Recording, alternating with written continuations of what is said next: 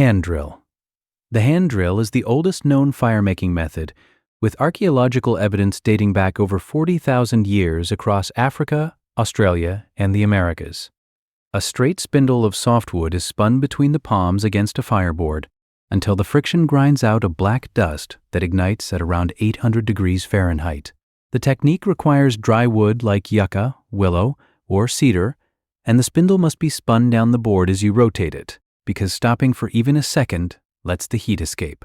Hand drill is considered the hardest friction method to master because there is no mechanical advantage. Indigenous peoples across every continent except Antarctica developed their own variations, and it remains the benchmark test for any serious bushcraft practitioner. Bow drill. A mechanical upgrade to the hand drill invented at least 8,000 years ago, the bow drill uses a curved stick strung with cordage that loops once around the spindle. Pushing the bow back and forth spins the spindle far faster than hand power, generating enough heat in under a minute with proper technique. The setup includes 4 parts: the bow, the spindle, the fireboard with a notch cut into it, and a handhold to press down from above. The handhold is traditionally carved from hardwood or stone and lubricated with body oil or a green leaf to prevent burning on the top end. Ötzi the Iceman, the 5,300-year-old mummy found in the Alps, carried a bow drill kit in his equipment. Modern survival instructors still teach the bow drill as the most reliable primitive method. Flint and steel. Before matches, flint and steel was the dominant fire-making tool across Europe and Asia for over 2,000 years. Striking a piece of high-carbon steel against flint or quartz shears off tiny fragments of iron that ignite in the air, producing sparks at nearly 3,000 degrees Fahrenheit.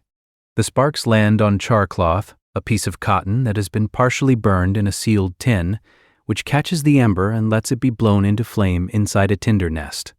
Traditional strikers were carried in a tinderbox, along with flakes of flint. Roman legionaries carried personal flint and steel kits, and the method remained standard military issue in some armies until the late 1800s. Modern bushcrafters still prefer it for reliability because, unlike a lighter, it has no fuel to run out. Ferrocerium rod. Invented in 1903 by Austrian chemist Karl Auer von Welsbach, ferrocerium is a synthetic alloy of iron, cerium, and rare earth metals that throws a shower of sparks at over 5,400 degrees Fahrenheit when scraped with a sharp edge. A single rod produces thousands of strikes and works when wet, frozen, or soaked in fuel, which is why it became standard issue in military survival kits worldwide.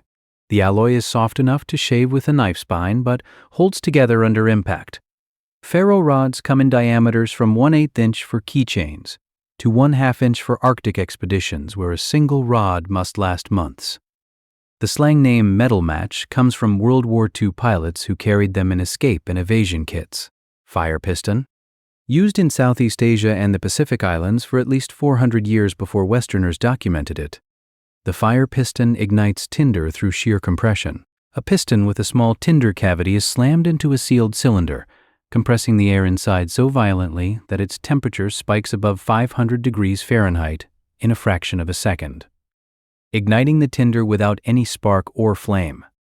The principle is the same one that makes diesel engines work, discovered in Europe only after industrial engineers encountered native fire pistons from Borneo and the Philippines. Modern versions are machined from brass or aluminum with O-ring seals, and a single thrust produces fire in under a second with zero consumables beyond the tinder itself. Lens ignition. Concentrating sunlight to start fire was described by the Greek playwright Aristophanes in 424 BC, and the principle has not changed since. A convex lens focuses the sun's rays to a pinpoint that exceeds 800 degrees Fahrenheit, enough to ignite dry tinder in seconds on a clear day.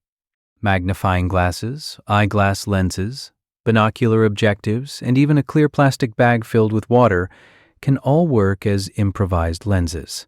The method fails completely at night, in overcast weather, and at high latitudes during winter, which limits its tactical use. Survival kits sometimes include a credit card-sized Fresnel lens, which weighs almost nothing and produces a stronger focus than a traditional lens at the same diameter.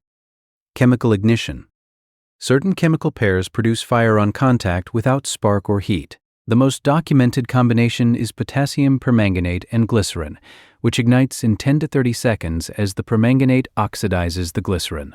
Potassium permanganate is carried in military survival kits because it doubles as a water sterilizer and wound antiseptic.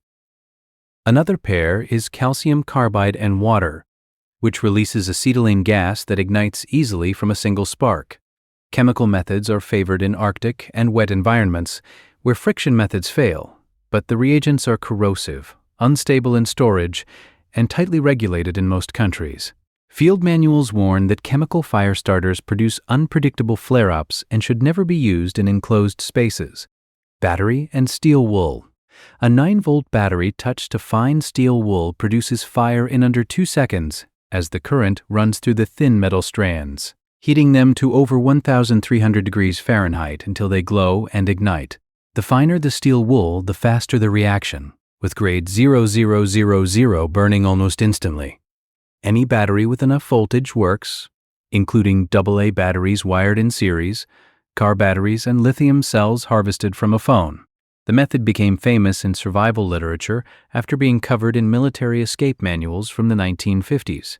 It also works in reverse as an improvised weapon. A sparking steel wool ball can ignite fuel vapor or detonate a fuel-air mixture, which is why some field manuals classify the technique as dual use. Fire plough. Developed independently across Polynesia, Southeast Asia, and parts of South America, the fire plough uses linear friction instead of rotation. A hardwood stick is rubbed along a softwood groove in a fast back-and-forth motion, pushing friction dust to the end of the groove where it compacts into a glowing ember. The method requires specific wood pairings, with hibiscus, breadfruit, and how being traditional Polynesian choices that almost guarantee success. It is physically exhausting and tends to destroy the fireboard after a few attempts, but it requires no cordage, which made it the preferred method on Pacific Islands where fibers for bow drill strings were limited. Some Hawaiian practitioners can produce an ember in under 30 seconds. Matches. The friction match was invented in 1826 by English chemist John Walker, who coated a stick with a mixture of antimony sulfide, potassium chlorate, and gum that ignited when scraped on sandpaper.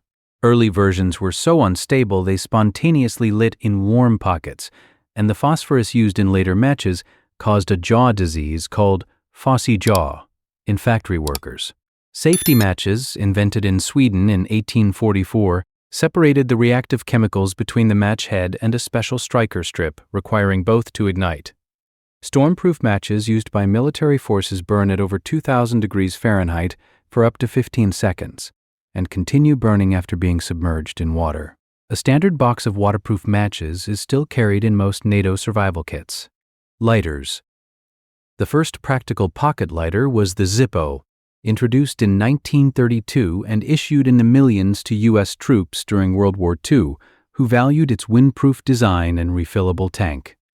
Butane lighters arrived in 1973 with the disposable bike, which uses a piezoelectric or ferrocerium spark to ignite compressed butane gas released through a valve.